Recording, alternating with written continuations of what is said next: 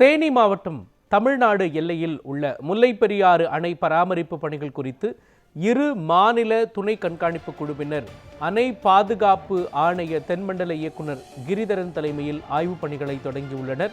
இதுகுறித்த கூடுதல் விவரங்களை நமது செய்தியாளர் மதன் அசோக்குமார் வழங்க கேட்கலாம். மதன் அசோக்குமார், இந்த ஆய்வுப் பணிகள் குறித்து சொல்லுங்க. எதற்காக இப்பொழுது நடத்தப்படுகிறது? எவ்வளவு காலத்திற்கு ஒரு முறை இந்த ஆய்வுப் பணி நடைபெறும்? என்னென்னவெல்லாம் ஆய்வு செய்வாங்க, சொல்லுங்க. வணக்கம் மோகன். தமிழக எல்லையில் அமைந்துள்ள முல்லைப்பெரியாறு அணையின் துணை கண்காணிப்பு குழுவினர் இன்று ஆய்வுப் பணிகளை மேற்கொண்டு வருகின்றனர். தமிழக எல்லையில் உள்ள முல்லைப்பெரியாறு அணை தேசிய ஆணைகள் பாதுகாப்பு ஆணையத்தின் கட்டுப்பாட்டில் உள்ளது.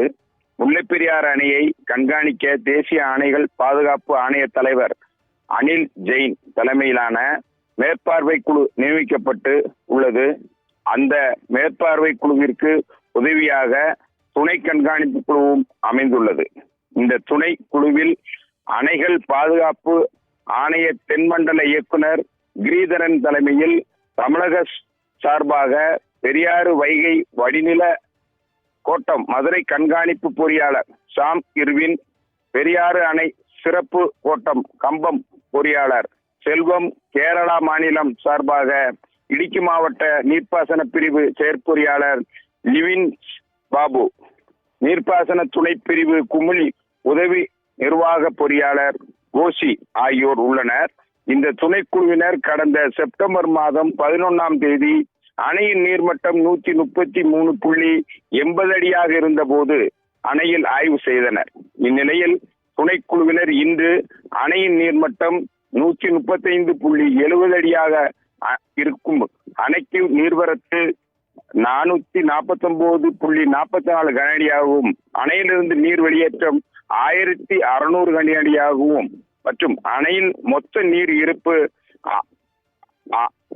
42.40 மில்லியன் கன அடியாகவும் உள்ள நிலையில் முல்லைப்பெரியாறு அணையின் இன்று துணை கண்காணிப்பு குழு தலைவர் கிரிதரன் மற்றும் தமிழக அதிகாரிகள் தேக்கடி படகுத்துறையில் இருந்து தமிழக பொதுப்பணித்துறையினரின் படையில் அணைக்கு கிளம்பி சென்றனர்.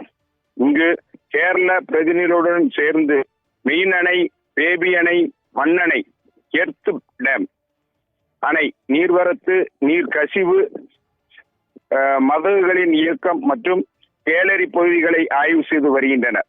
இதனைத் தொடர்ந்து இன்று மாலை குமிழியில் உள்ள கண்காணிப்பு குழு அலுவலகத்தில் இரு மாநில துணை குழுவினர் ஆலோசனை கூட்டம் நடைபெற உள்ளது.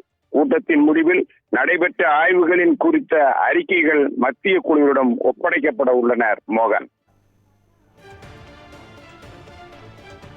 விவரங்களையும் காட்சிகளையும் வழங்கியதற்காக நன்றி மதன் அசோக்குமார்.